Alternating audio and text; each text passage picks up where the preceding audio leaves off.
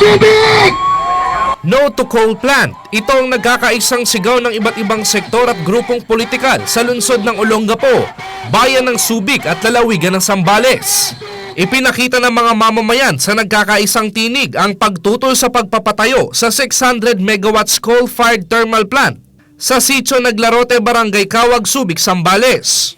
Sa pamamagitan ng isang maikling programa sa Rizal Triangle, tinatayang aabot sa mahigit 1,500 katao ang nagpakita ng suporta. Unang nagbigay ng paliwanag si Dr. Arthur Mendoza, Direktor ng James Gordon Memorial Hospital, sa magiging epekto ng coal plant sa kalusugan ng tao. Ang epekto ng coal plant, isa, sa tao, dagdag sakit sa baga, sa balat, increased incidence ng cancer,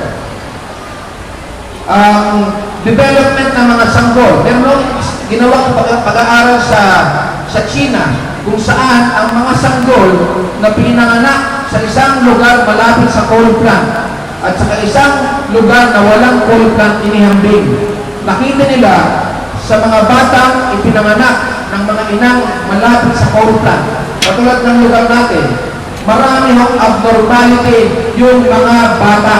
Nakiisa rin sa pagtutol sa pagpapatayo ng planta ang Integrated Bar of the Philippines o IBP Zambales Chapter.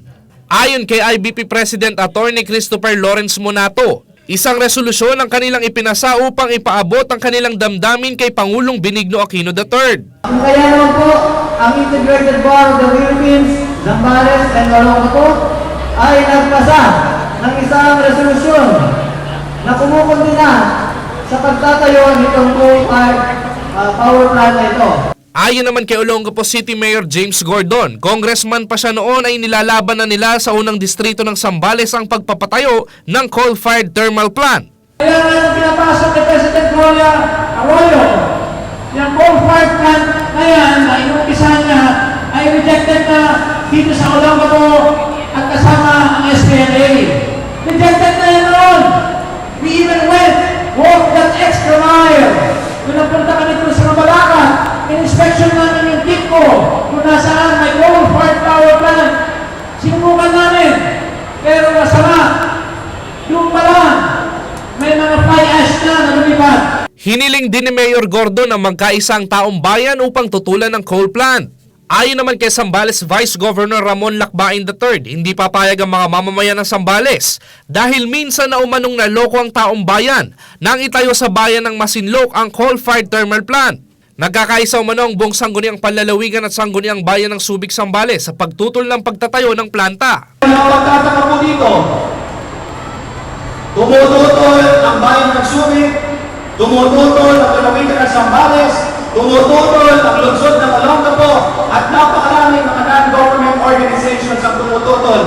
Pero bakit nabigyan ng Environmental Compliance Certificate ng Department of Environment and Natural Resources? Kasabay ng pagtutol ng panawagan sa DNR na agad kansilahin ang Environmental Compliance Certificate na binigay sa Aboitiz Power Corporation.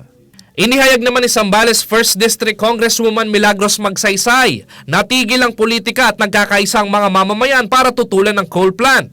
Ang importante pagdating sa kapakanan ng unang distrito, dapat magkaisa tayong lahat.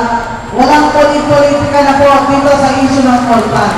Paimbestigahan naman ni Akbayan Congressman Walden Bello ang Aboitiz kung paano ito nakakuha ng Environmental Compliance Certificate noong DNR Secretary si Lito Atienza, panahon ng dating Pangulong Gloria Macapagal Arroyo. Na humihingi ng investigasyon kung bakit na nabigyan ng ECC ni then Secretary of DNR Atienza noong panahon ng GMA ang mga Aboitiz.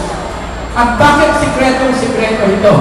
Matapos ang programa, sabay-sabay naglakad patungo ng SBMA ang mga lokal na opisyal ng Olongapo at Zambales upang ipahayag sa mga kinatawan ng RP Energy ang kanilang pagtutol sa coal plant. Pero hindi nakapasok sa Rizal Gate ng SBMA ang mga ralista matapos isara ng mga tauhan ng Law Enforcement Department ng SBMA ang gate ng Freeport. Nauna nang nilagdaan ng RP Energy na kinabibilangan ng Manila Electric Company o Meralco, Aboitiz Group at Taiwan Cogeneration Company ang kanilang shareholders agreement sa Subic Bay Freeport Zone para sa itatayong coal-fired power plant. Ako si Don Soyong nag-uulat para sa CLTV 36 Balitaan.